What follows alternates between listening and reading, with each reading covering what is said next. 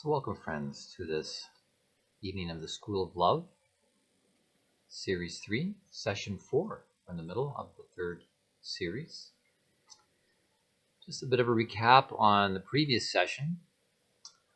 We went on a journey through time, looking at the cycles of time in the human biography. And we took a brief look at the biography chart, this chart here that comes with the book called The Human Life by George O'Neill. And I read the little corner description where it says, your own life has a pattern. It is a time organism, like that of an unfolding plant. Yeah, part of us is plant-like, and we are subject to the same things as a plant, which is time, a time organism. So we go through stages and phases that moves our growth forward. We saw how the first 21 years is largely about building up of our outer bodies.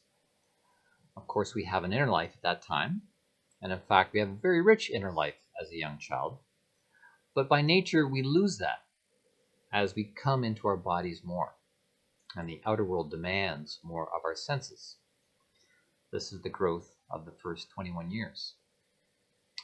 Then in the next 21 years, it's about the redevelopment of the inner life that we lost, but now on another level with more awareness of our inner life.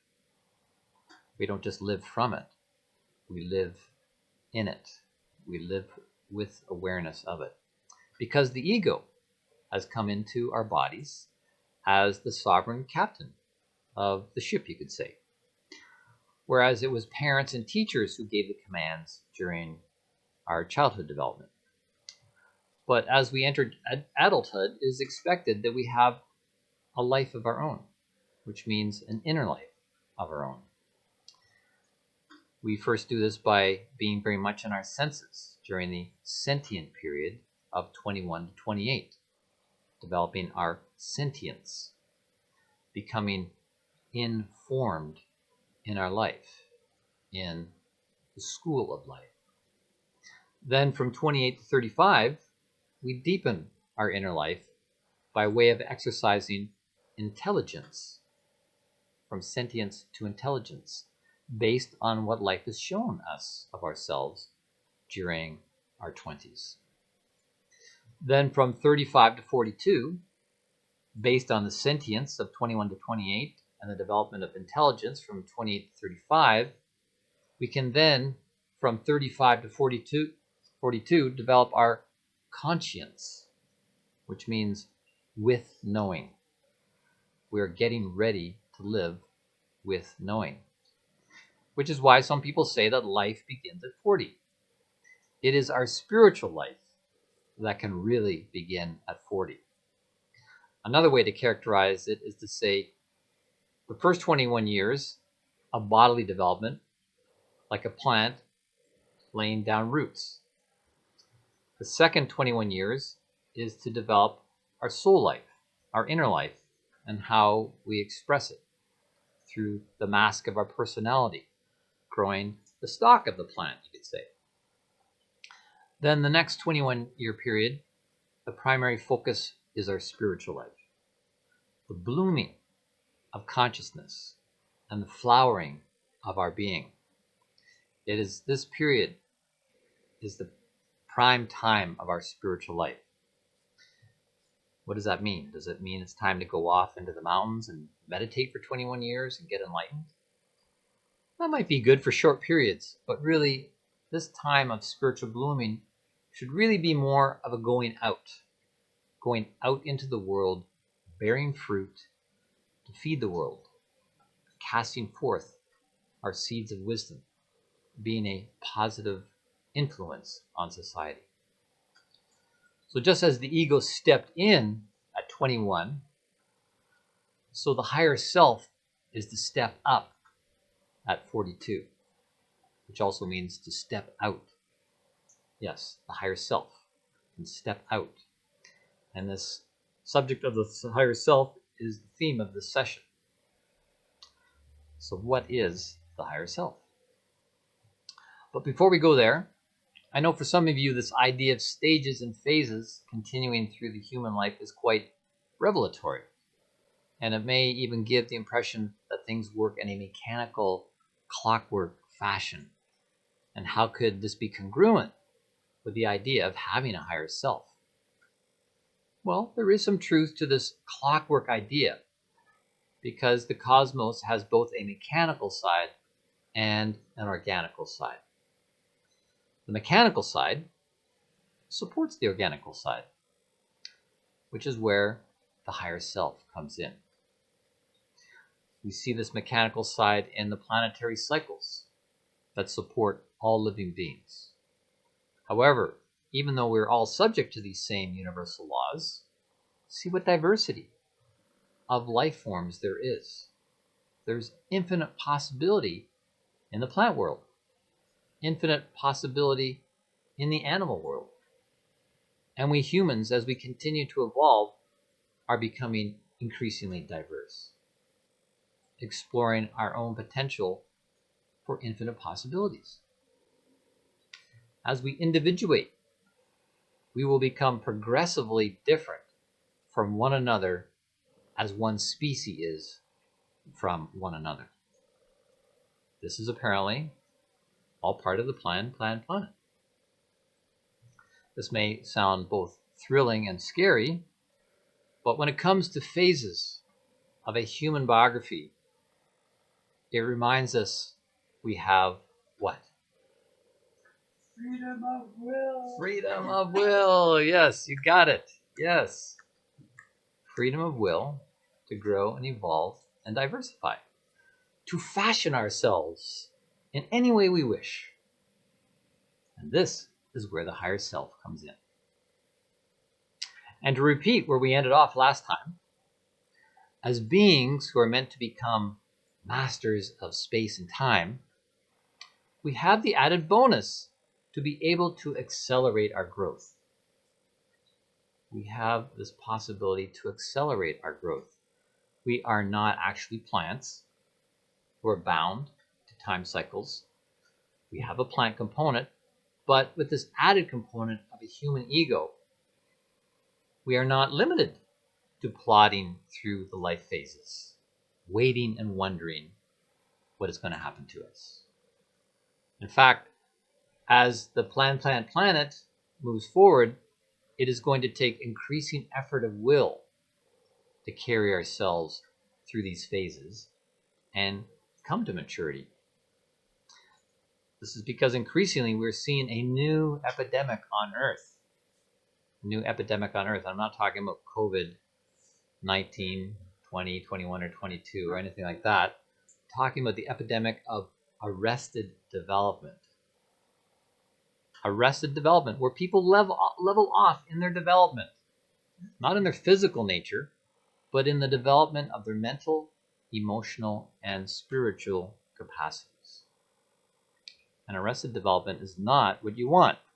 It's even possible to backslide, to slide backwards, to devolve and lose ground gained through our work in the past.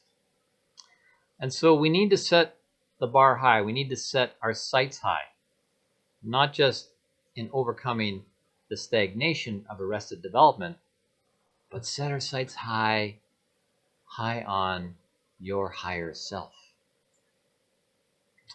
This is the only way forward into the future, the only way forward individually as well as collectively, to come into greater capacities.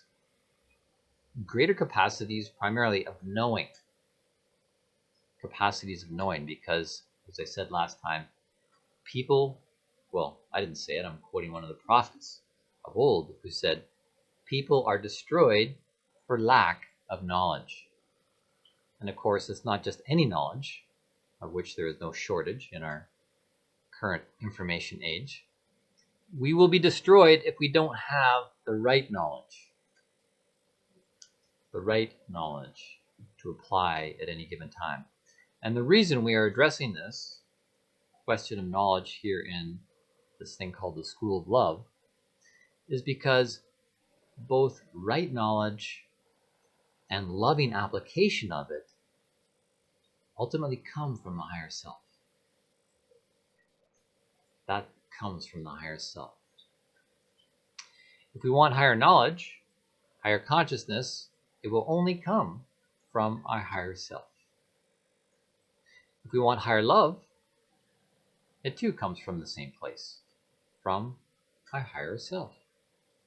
In fact, this third series should be called Higher Self, Higher Knowledge, Higher Love. So, onward and upward with this big question. What is the higher self? And how do we get there? How do we approach this question? Is it possible even to answer this question? Is it possible to give a satisfactory explanation of such a thing? Or is it impossible to understand the higher self without experiencing it? Is it only something we can understand when we get there? Is it similar to the question of consciousness? Can you explain consciousness to someone who does not have it? Can you explain seeing to someone who is blind? It reminds me of the story by H.G. Wells called The Country of the Blind. Anyone know that? It's about the stranger who, while traveling through the mountains, falls into this valley and is cut off from this valley that's cut off from the rest of the world. And he discovers that everyone who lives in this valley is blind. Everyone is blind, but they all live fine. To them, that is the normal. They don't know of any other way of being than being blind. So the stranger who has fallen into this valley starts to speak to them about sight and seeing. He tells them about seeing things and all the things he sees. But the people in the valley, in this country of the blind, they won't hear any of it. They think this is all ridiculous, impossible, and that the stranger must be some crazy and delusional with this talk. So the stranger adapts to their way of being. But soon enough, he falls in love with a woman of the valley, and he requests her hand in marriage. But the elders of the valley insist that he must first do something about his unstable obsession with sight. In order to have this woman's hand in marriage, he must do something about his unstable obsession with sight. And because he's in love with this woman, he actually consents to have his eyes removed. But actually, on the morning of the scheduled surgery, he awakens realizing, no, that would be crazy to do that. Because he's not crazy about what he sees, about having sight. And he's not obsessed with seeing things. So he makes an escape from the country of the blind. This story presents the same dilemma about explaining consciousness, especially higher consciousness and the higher self, to someone who has not experienced it. It's like describing what it is to live in the country of the seeing. How would you explain that? This dilemma should not deter us, but only inspire us to be innovative in approaching this subject, with the hope of getting more and more people to realize this is an actuality. Because even if we are not there in the country of seeing and still living down in the valley in the country of the blind, we can at least look at the map and get a sense of what it will be like when we do get there, when we do eventually get there. So let us look at the map. Let us look at the map. And one of the ways to do this is to use allegories. Allegories, as we just did with the story. Another way is to apply logic and sound thinking to it. For example, if we are speaking of a higher self, then logically we can equally address the idea of a lower self. And logically, if we are not experiencing our higher self, then we must be in our lower self. What is the lower self then? If you want to know what your lower self looks like, our usual day-to-day self, can we simply look in the mirror? Or look in the mirror of the circle of people who surround us? Or listen to ourselves? Do we dare do that? Listen to ourselves. Do we dare to do the daily rakshao, the review exercise, which is the love assignment I'm assigning as part of every session? So you'll make it a habit to do it every day for the rest of your life. It's the number one practice to prepare for eternity. Just as a reminder of this rakshao, which I'll again assign at the end today for the love assignment, this is where you review your day in reverse. From where you are when you begin to the thing you did before, then back and back and back until you get to the moment you woke up. This can be done in 5 minutes. It can take longer if you're seeing something interesting and insightful. And if you are seeing something insightful, it's likely you are experiencing your higher self. Where'd the insight come from? It's likely you're experiencing that from your higher self. And one of the purposes of the practice is to look at yourself from a higher perspective, from a higher objective perspective, as if you're looking at another person and not just yourself. This way you can see things you don't see when you are being you. Instead, you are being a higher you. You are seeing a memory of you. And as you keep doing this practice regularly, remembering the day backwards, your memory transforms.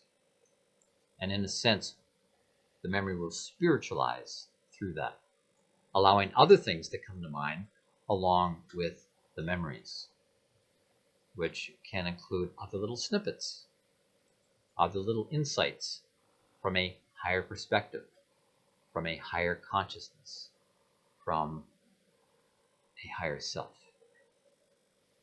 And as you make more room for the higher self in you, your ordinary mental consciousness, it will integrate itself more and more into the expansion of your ordinary mental consciousness. And at that point, we don't need a logical analysis of the higher self. We are experiencing the phenomenon of it, phenomenology of it, which is where it's at, to experience it as a living phenomenon. So let's see what we can do with the question, where does the higher self come from? There's an interesting question. Where does the higher self come from? It brings us back to a question I like to repeat. What's the greatest thing the universe has ever produced? All right. A seed. A seed. A seed contains something. Something you cannot see.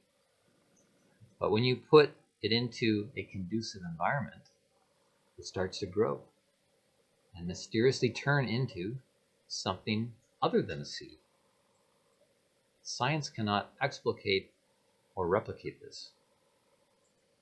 And the seed phenomenon is a part of all of us. We all came from a seed. We all came from a seed and an egg. And an egg is actually just another form of a seed. It took both a seed and an egg to produce us. So in a way you could say, for us to develop in the womb, before there was cell division, there was something first of a cell union, a seed and egg union, then cell division to develop you.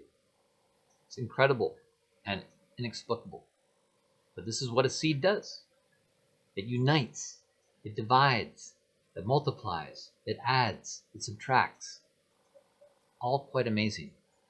And both mechanical and organical. Amazingly.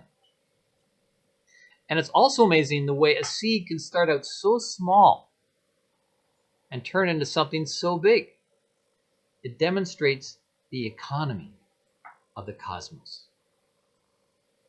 I planted some flowers to watch them grow. Some seeds that are so incredibly small that they're barely visible, like the head of a pin. And to go from that and to grow into a plant, a big plant, they have to take in an incredible amount from the environment. So when I hear New Ageisms that say you have everything you need in you, you don't need to look outside of yourself, you don't need anything from outside, just look within, it's all there. I have to say, hold it, hold it, hold it. That's a half-truth, because that's not actually the way things grow. A seed only has the plan, the code, the blueprint. But all the materials to build itself have to come from the outside. In fact, the seed itself has to die in order for the plan of the plant, or whatever being it is, to come into being. You never see a little seed grow up and turn into a big seed. It becomes something entirely different than a seed. And so back to the allegory of ourselves. If we got here as our everyday self, sometimes referred to as the lower self, by way of a seed, can we say that the higher self also comes by way of a seed? That the higher self is in seed form, waiting to grow when given a conducive environment? And is it up to the lower self to set up the conducive environment in which the higher self can grow? Furthermore, does the higher self grow out of the seed of the lower self? When the lower self sets up the conducive environment, then the higher self is able to grow out of the lower ordinary self? These are all questions. It may appear that way from a certain perspective, that the higher self grows out of the lower self. But when it comes to discussing something like this, there's no place for dogmatism. So I want you to develop your own perspective and come to your own insights. So these are just questions at the moment. Can the higher consciousness of the higher self grow from within the consciousness of the lower self? In the previous session, I read a passage from Rudolf Steiner's DIY manual, do-it-yourself manual on self-initiation called How to Know Higher Worlds. I'll repeat that. We should be clear that development begins with the feelings and thoughts we live with all the time, but that these feelings and thoughts must be given a new, unaccustomed direction. He also said, within my own feelings and thoughts, the highest mysteries lie concealed, but until now, I have not perceived them. Allow me to read a little more from the same book, where Dr. Steiner speaks specifically about the higher self. Quote, for all human beings, in addition to what we may call the ordinary, everyday self, also bear within themselves a higher self, or higher human being. This higher human being remains concealed until it is awakened. And it can be awakened only as each of us, individually, awakens it within ourselves. It's really such a simple and beautiful picture he presents. A higher element lies within each of us, concealed within the ordinary, everyday self, the thing that we grew up with. Duh, the seed of a higher nature buried beneath the surface of everyday consciousness, but can be awakened by each of us, like any seed, when held within an environment conducive to its growth. And what exactly will come out of this seed when given a conducive environment? I'll finish the quote. Until then, the higher faculties that are latent within each one of us and that lead to supersensible knowledge remain hidden. I'll repeat. Until then, the higher faculties that are latent within each one of us and that lead to supersensible knowledge remain hidden. So what he's saying is when we awaken this concealed part of ourselves, we will find higher faculties within ourselves, latent powers that give us access to supersensible knowledge. What's that, right? Knowledge beyond the senses that otherwise remains hidden. And isn't that what we've been talking about since the very beginning? Access. Access to knowledge of a greater scope. Not just accessing knowledge through our senses, but through supersensible access beyond the senses. This is huge. Think of it. There's a part of you that you have not yet met. Isn't that exciting? Think of how exciting it is when you are going to meet someone you have never met before. You're all excited, someone you've never met. Now apply that same excitement toward meeting a part of yourself you've never met before. And even more so, is this meeting going to give us the knowledge we need so we are not destroyed for lack of knowledge? Lack of the right kind of knowledge.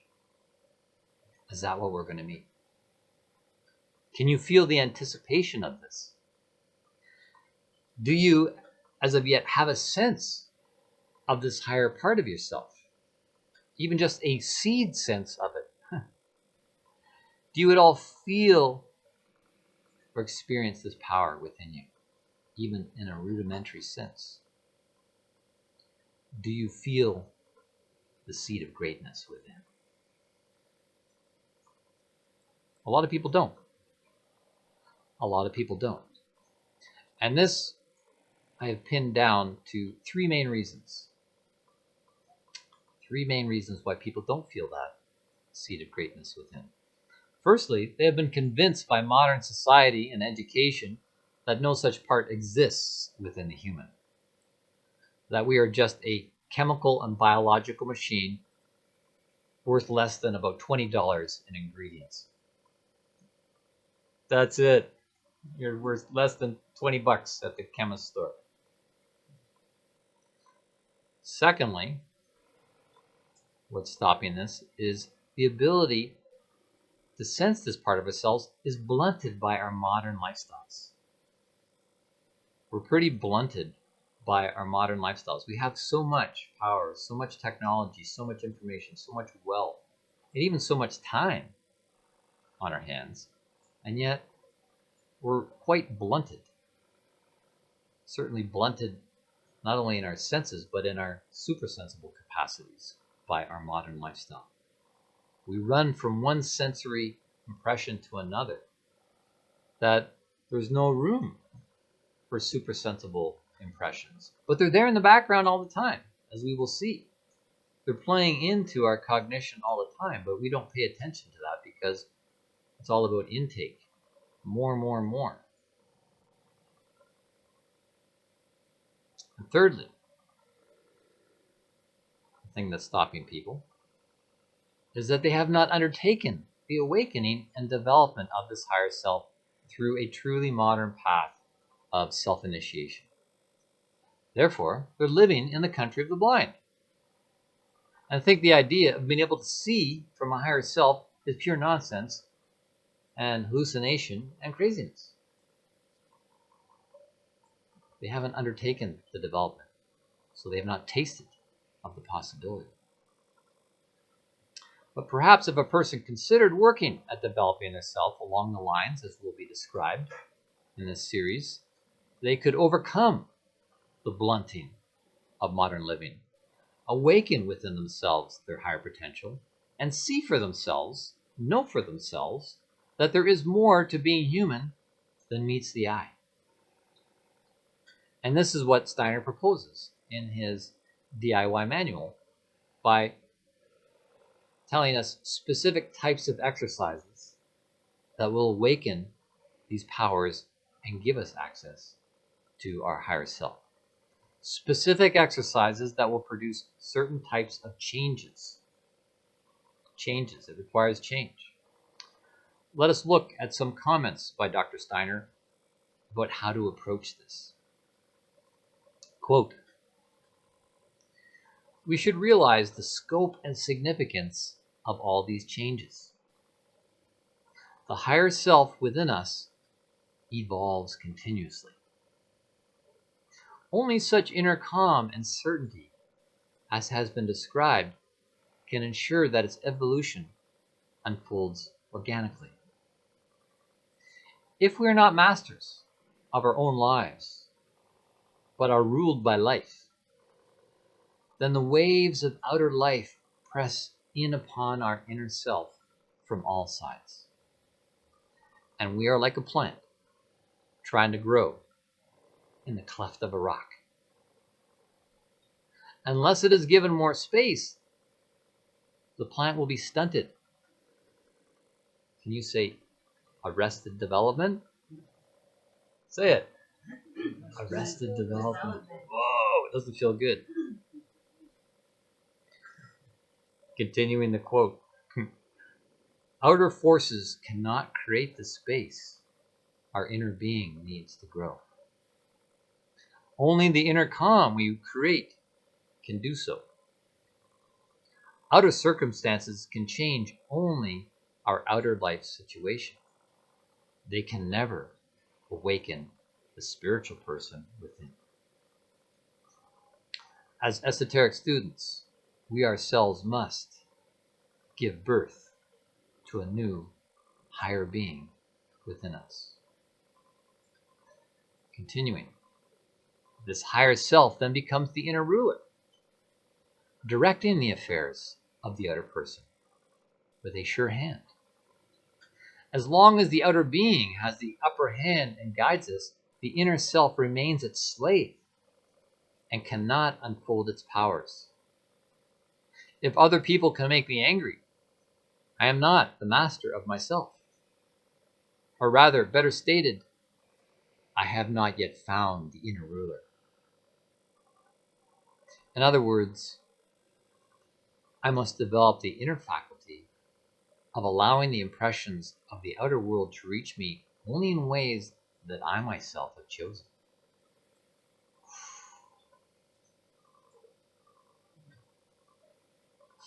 I find it interesting how Dr. Steiner started off by saying the higher self evolves continuously.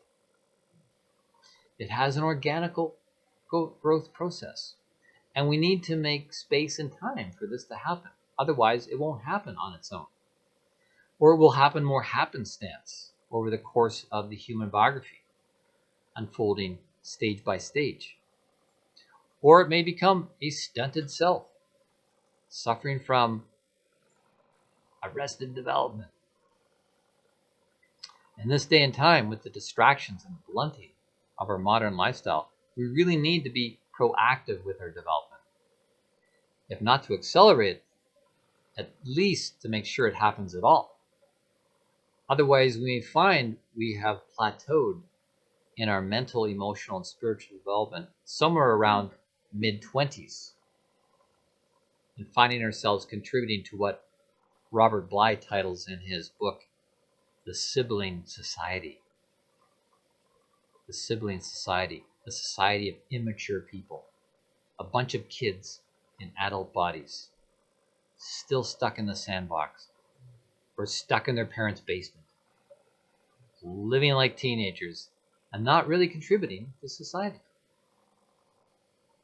It doesn't have to be this way, and we can overcome this in ourselves by practicing specific kinds of exercises to organically evolve the higher self. And of course, the number one exercise is the Raksha Reverse Daily Review. But I would like to introduce another exercise, a simple exercise, an exercise that, no surprise, involves a seed. And is actually one of the first exercises Rudolf Steiner introduces in How to Know Higher Worlds in Chapter 2 as a way to develop our supersensible powers. And we're going to do this exercise together now as I read the instructions from How to Know Higher Worlds. And this will familiarize you with it so that you can do this as one of the love assignments. So everybody here in the loft, you're going to take one of these seeds and one of these plastic balls. Let's see here on the table,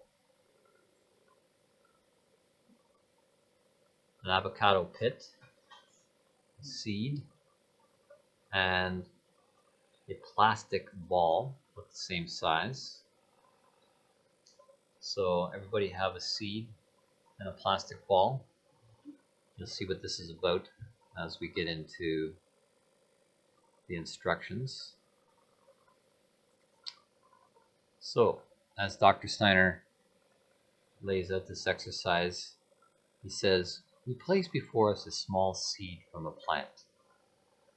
Starting with this insignificant thing, the point is to think the right thoughts intensively, and by means of these thoughts, to develop certain feelings. First, we get clear on what we are seeing with our eyes. We examine the form, color, and other characteristics of the seed. So you can be doing that now. Just holding the seed in one hand. Then we ponder the thought, the seed, if planted, will grow into a complex plant. We visualize the plant. We make it present to and in us. We build it up in our imagination. Just imagining some plant growing out of that seed. It doesn't really matter what plant it is, but this living being grows out of that seed. We visualize the plant. We make it present to and in us. We build it up in our imagination.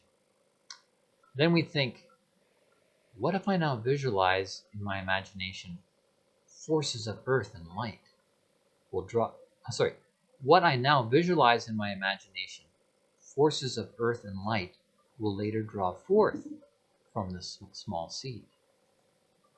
But if this were an artificial seed, an artificial copy, so perfect that my eyes could not distinguish it from a real seed, then no forces of earth and light would ever be able to draw forth such a plant from it.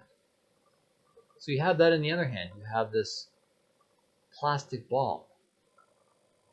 I don't have an exact replica of a seed, but you can work with a rock or a plastic ball, something that's artificial, something that's similar in size to the seed, and realize that that would never be able to grow. There is no life potential in this artificial thing.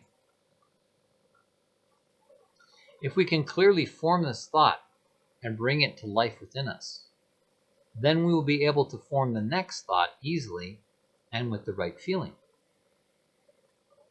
Within the seed already lies concealed what, as the force of the whole plant, later grows out of it.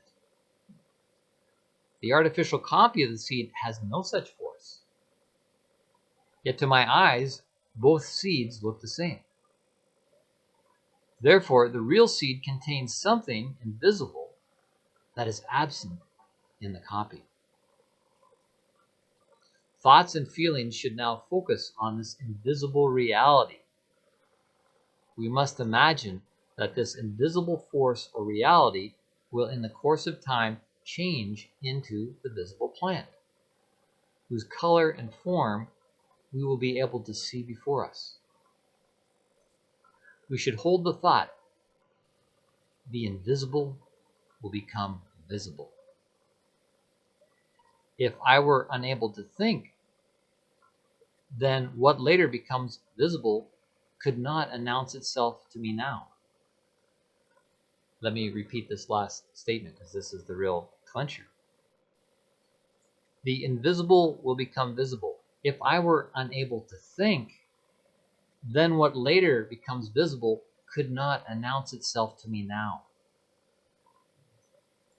He's pointing to how within our thought life we can know, we can have a perception of something living, something that is invisible now will become visible and living later.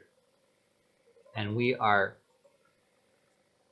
it is announcing itself to us now through our thinking process. It is important to emphasize that whatever we think, we must also feel with intensity. No other thought should distract us. Time should be allowed for both the thought and the feeling united with it to penetrate our inner life. If this is done in the right way, then after a time, we become conscious of a new force within us. This creates a new perception. The seed seems to be enclosed in a small cloud of light. In a supersensory way, we sense it has a kind of flame. At its center, we experience a sensation similar to the impression made by the color purple. At its edges, a sensation similar to the color blue. What we could not see before now becomes apparent to us, created by the force of the thoughts and feelings that we have awakened within us. The plant, which is still physically invisible and will not become visible until later, is revealed to us in a supersensible manner. Let's be with that for another moment. The sense that this plastic thing does not have what the real thing has. Sensing, even just sensing from your heart, get a little glimmer of the life of the seed, the life potential. And as you gaze upon it, you may be able to even get a sense of this flame-like quality around the seed. A small aura, flame-like. It says you may sense something similar to the color purple at the center of it, and around the edges something similar to the color blue.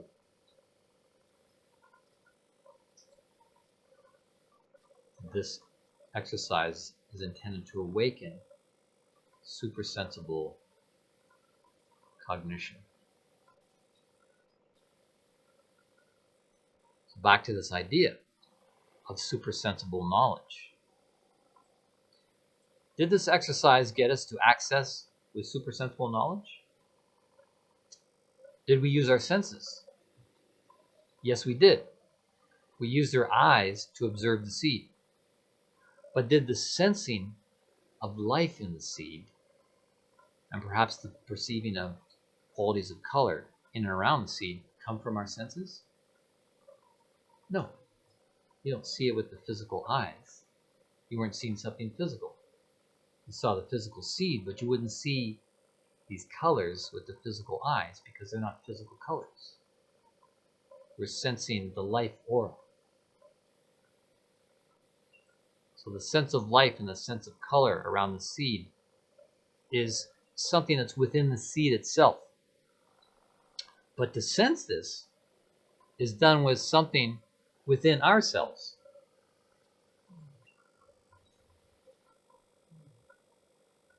The life is within the seed, but to sense it take something within ourselves. When we don't connect to a sense of light and color around another object, such as the plastic ball or an exact replica of the seed, as he suggests, is because there is no life to that object. It is not going to germinate, live, and grow if we plant it in the earth. However, if we don't connect to a sense of life and color around the real seed, it is not because it is not there. We know it's there. And if we planted the seed, it would come to life and produce a colorful plant. But our lack of perceiving this at any given moment is only because we have not awakened something deeper within ourselves. Something that can be awoken by specific exercises such as the seed exercise. Exercises like this that will accelerate your evolution by engaging greater parts of yourself and will help you to avert arrested development. We can awaken higher senses, super sensible senses that give us access to higher aspects of the materialized world, to a higher sense of knowing. In fact, in the worldview of Rudolf Steiner, in his spiritual science he called anthroposophy, he says that humans have the capacity for 12 senses. Not just 5, but 12. And one of these 12 senses is the sense of life. One of these 12 senses allows us to sense life. It is what we used in sensing the life of the seed. We used the sense of life to sense the life of the seed. The seed doesn't appear to be living, but in comparison to something inanimate, there is a sense of life to it. And you can feel it with your higher organs of perception. Both the objects would have a vibration about them, as all objects do. They have a vibration, but only the seed has life potential. And we can sense that with one of our 12 senses, the sense of life. And this sense of life is not coming through the senses. This is a super sensible impression. And by working with it, it will accelerate your evolution by engaging a greater part of yourself and avert arrested development. I'll also mention another exercise Steiner gave in the same chapter of Higher Worlds. We won't do it, but it gives us some additional insights. He says, place before us a mature plant. We immerse ourselves in the thought, a time will come when this plant will wither and decay. Everything I see now will then no longer exist. But the plant will have produced seeds, and these will become new plants. I once again become aware that something I cannot see lies hidden in what I can see. We saturate ourselves with the thought, the plant form with all its colors will soon no longer be there.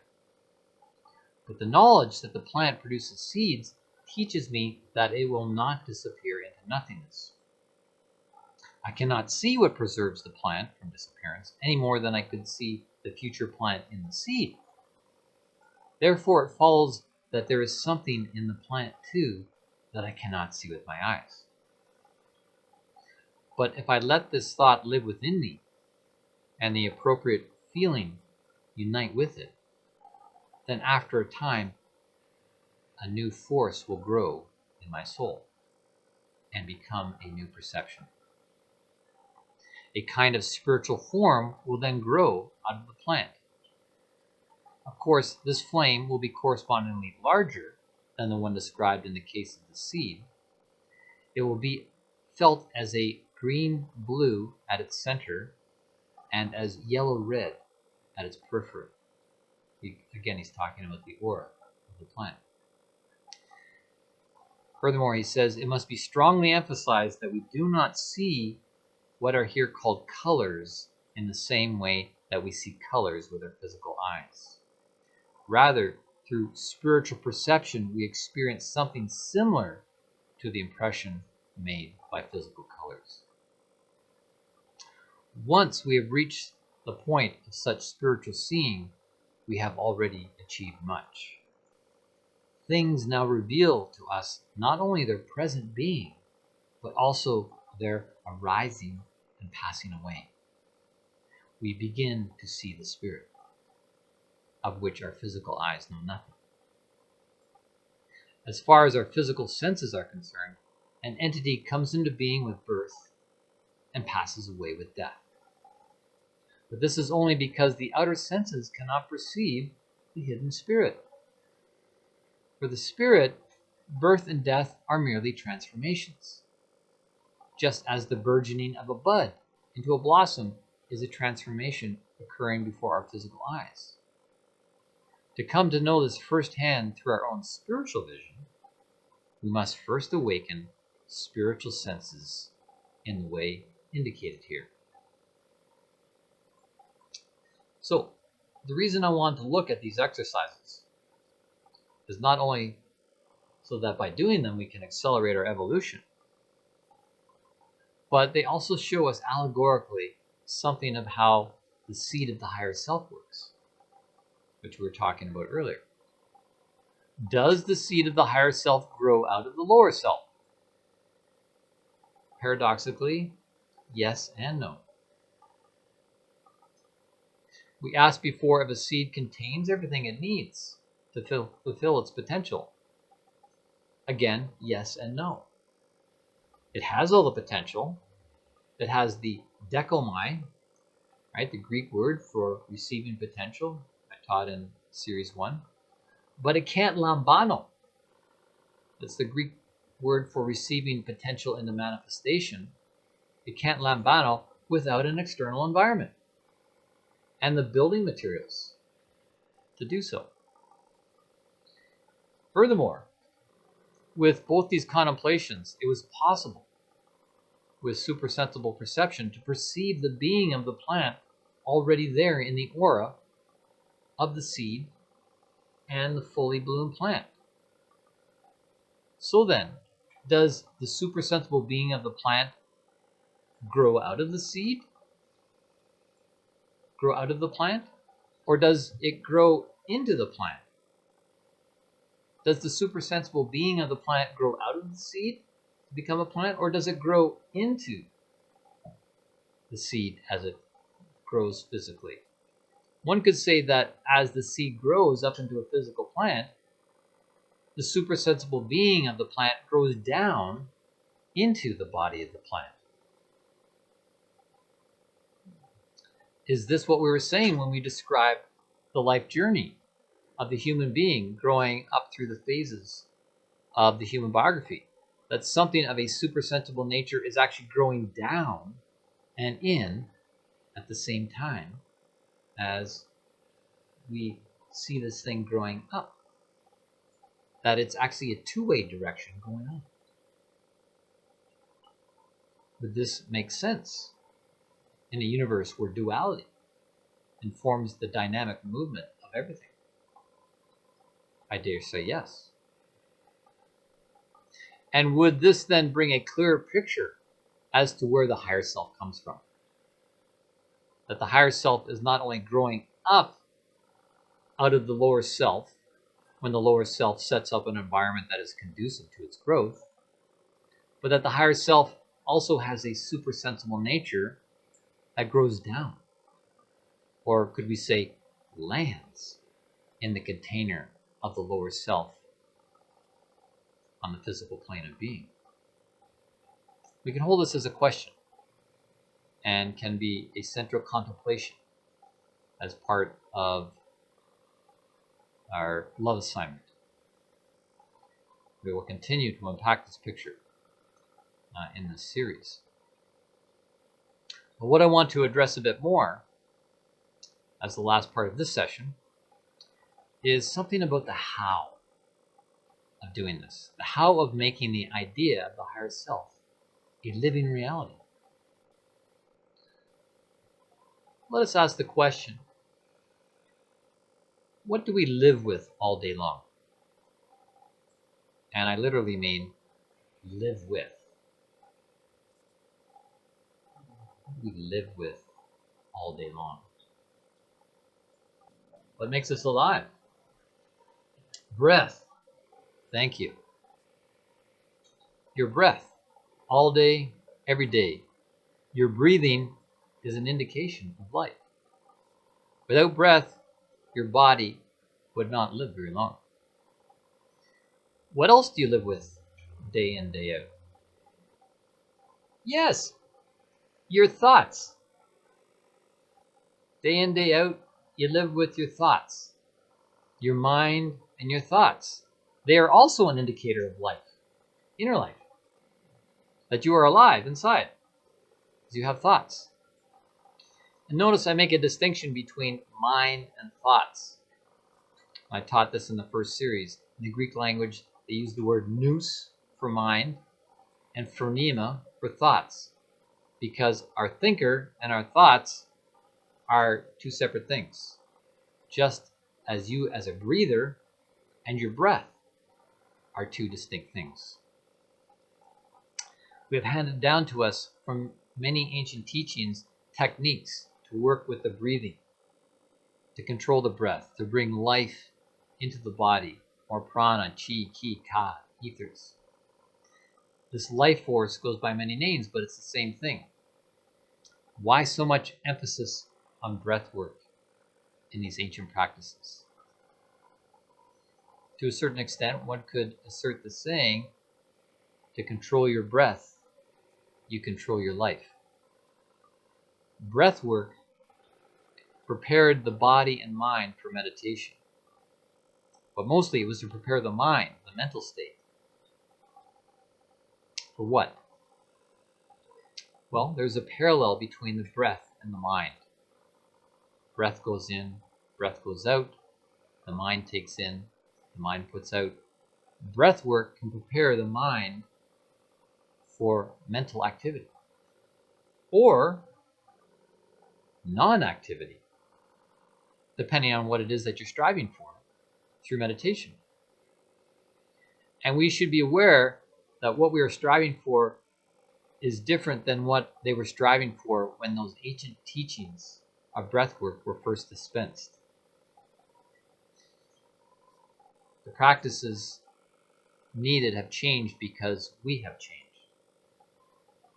In a series of lectures given by Rudolf Steiner entitled Modern and Ancient Spiritual Practices, he states, in those remote ages of humanity's evolution, human consciousness in general was very different from what it is today.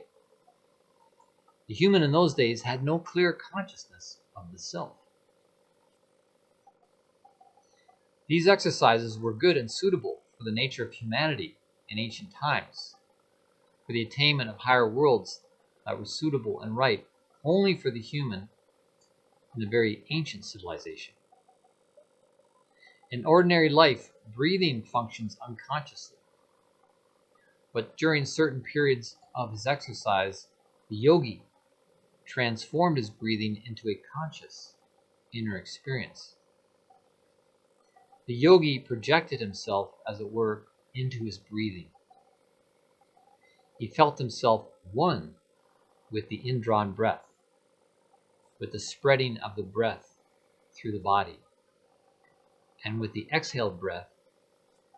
And this way he was drawn with his whole soul into the breath. What Steiner is pointing to here is that the human in previous times had a much less concrete sense of self. There was much less of the ego on board as there is today, dominating the activity of the inner life. Therefore, the yogi was more interested in preparing the mind for non-activity.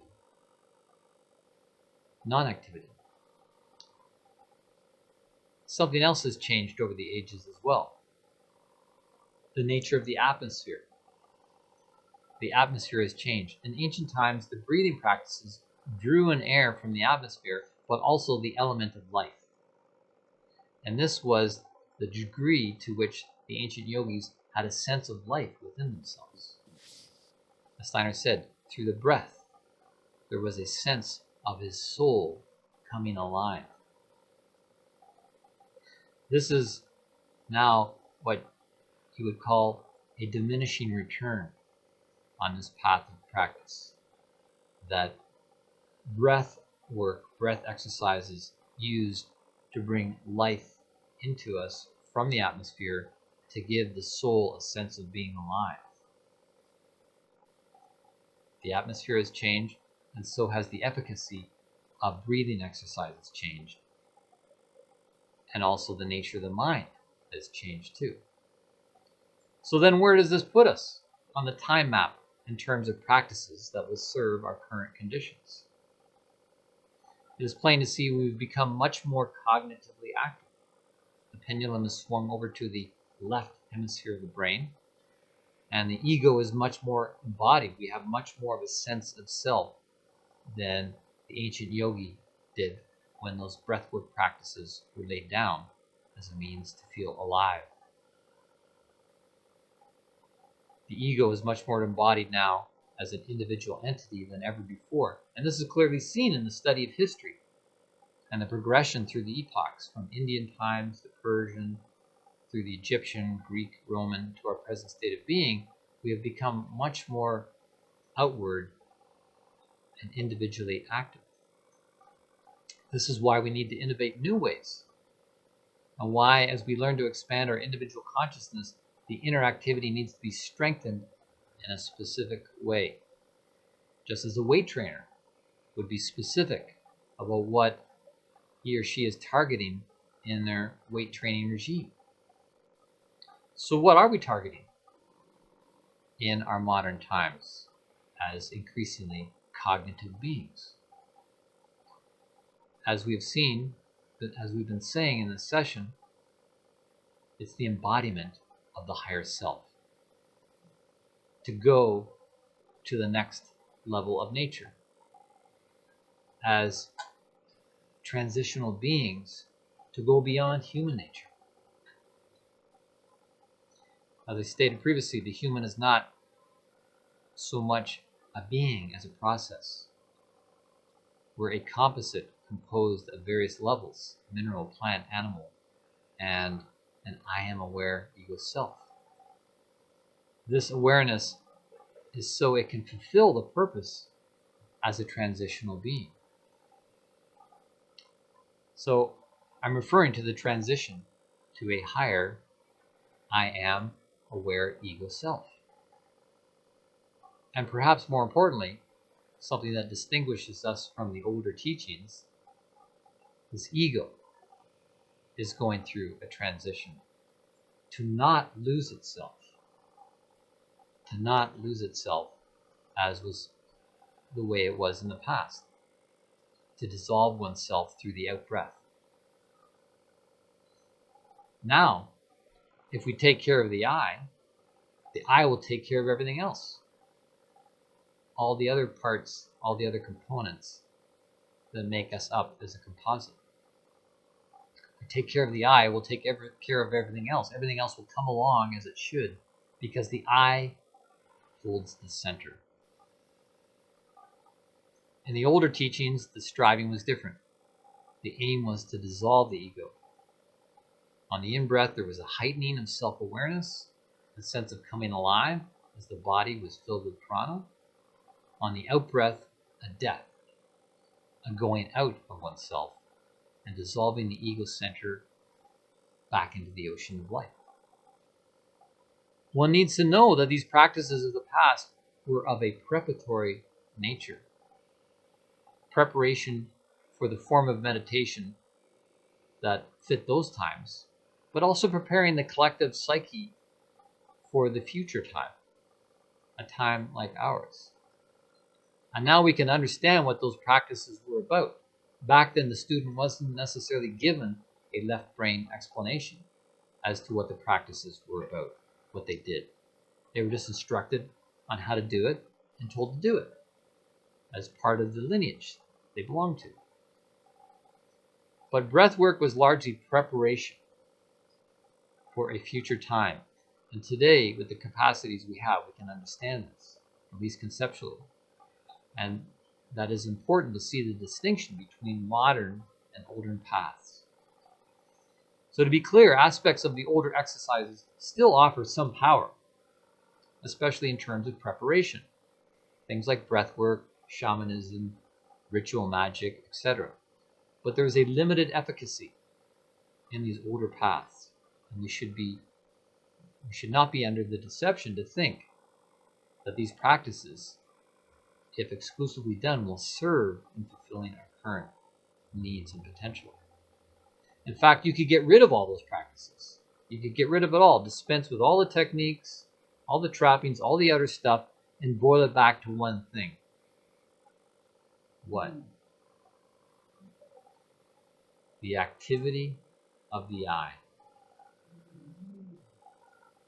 You could get rid of it all. Yeah. Boil it back to one thing. The activity of the eye. Take care of the eye, and the eye will take care of everything else, because it is the center.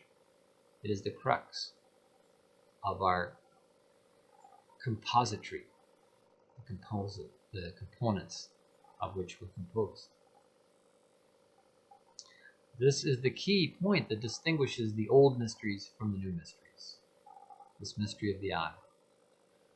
This is not to say that things like breath practices are overrated, but it is why we need different practices to enliven us. We need other practices to enliven us than the power of breathing, rhythmical breathing, or hyper-breathing exercises. And one of the ways to understand what breath practices don't do is to understand what they do, and how to use them to support and prepare for the aim of modern initiation. Breath practices give us direct access to the autonomic nervous system, a part of the nervous system that is generally unconscious. But we can get conscious access through conscious breathing to calm it. People take stimulants to activate or things to calm the nervous system, such as tobacco, caffeine, cannabis, alcohol.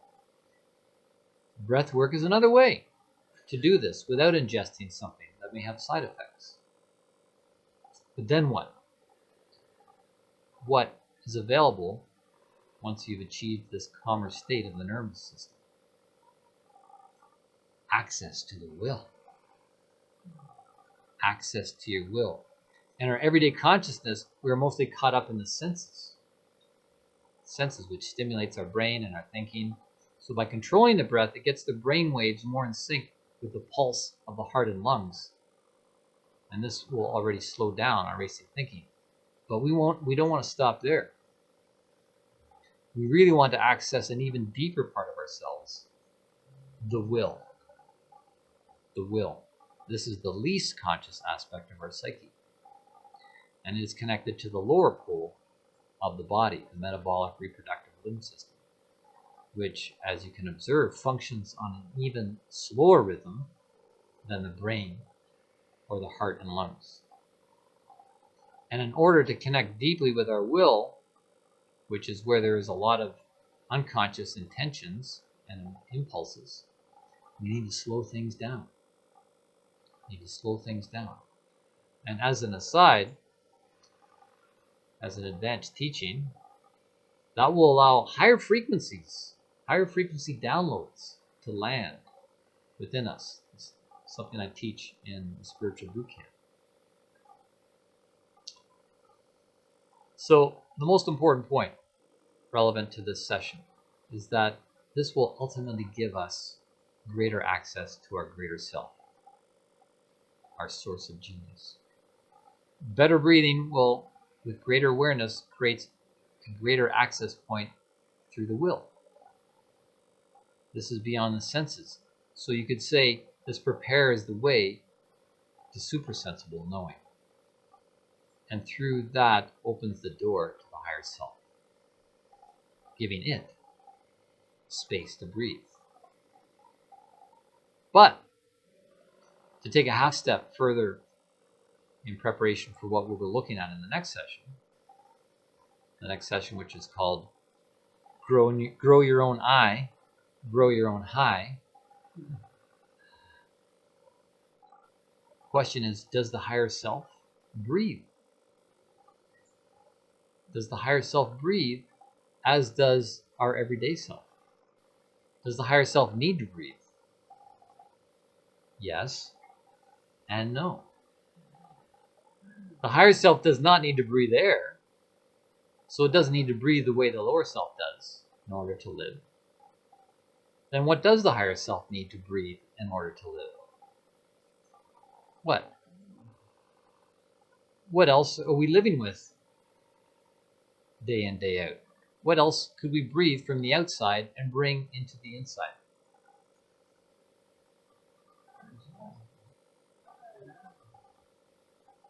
All of it.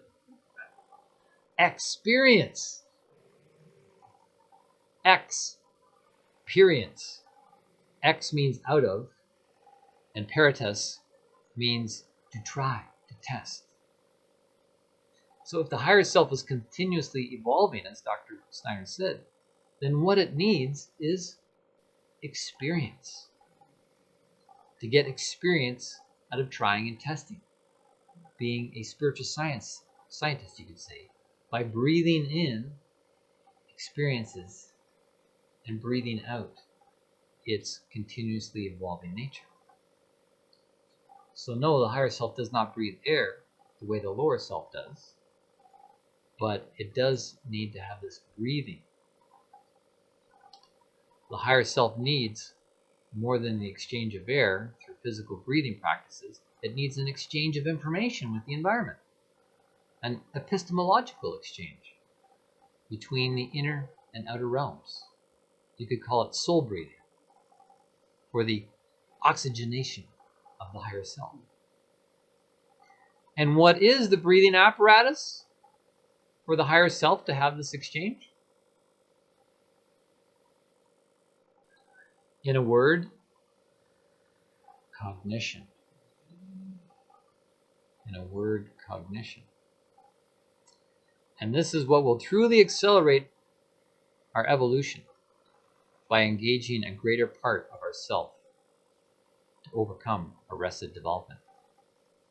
And this is why the Ruksha Reverse Daily Review will turn experience into building material for the higher self to land in and work through. Otherwise what? Otherwise what? Well, what is the purpose laid down in session 1 of series 1 and the aim of the artisanship of the cosmos? To be a free being, right? The aim from the very beginning, to be a free being, to become a free being. If we do not follow this modern path of development, we may be good breathers, and we might be good meditators, living longer and less stressed lives, but we will not be free beings in our lives. We will be slaves. Slaves destroyed for lack of knowledge, lack of the right knowledge, knowledge of what is right and appropriate for any given time, any given situation. So, wrapping this up, as I said, the next session, entitled Grow Your Own I, Grow Your Own High, we will look specifically at modern spiritual cognitive activity that will grow your own high by growing your own high. We will look at the breathing between pure perception and pure thinking. Pure perception, what is that? Pure thinking, what is that? Good questions. And lastly, let us not forget the question of questions, the mystery of mysteries, the question of love. Where does love play a part on this modern spiritual path? Where does love play a part on this modern spiritual path? A good question to hold. A question takes us on a quest and becomes a magnet for answers. answers hopefully from our higher self, attracting and drawing in our higher self. So until the next session, keep on holding.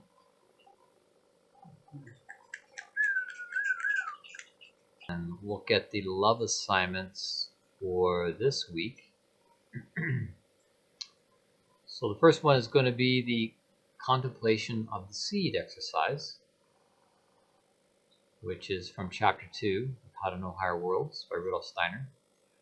But I will post a PDF on the schooloflove.buzz website under the Love Assignment tab, so you can grab that PDF. And I'll also include the PDF in the email that goes out. The second one is do breath work. I talked tonight about how breath work is an ancient practice. It's more of a preparatory practice. It's not something that has the same effect as it did for the yogi in ancient times, and yet it continues to come down through the lineages as a primary practice for a lot of people. But it's not going to give us the same effect as a spiritual practice as it did for the yogi. So we don't want to rely on breath work as the main practice. We're going to see next week what is more of the main practice. But nonetheless, it does have its benefits to calm the brain and nervous system and get the brain more in sync with the heart and lungs, which is slower than the brain, and slow it down even more to the will. The will, the metabolic, reproductive, limb system functions on even a slower cycle. So learning to slow things down through breath work is great, because then it opens up that space, that calm space that Steiner was talking about, where the inner being can then grow and breathe into it, as it were. So it is working with simple breath practices that are circular, that balance the in-breath and the out-breath. So there's this equal between the in and the out.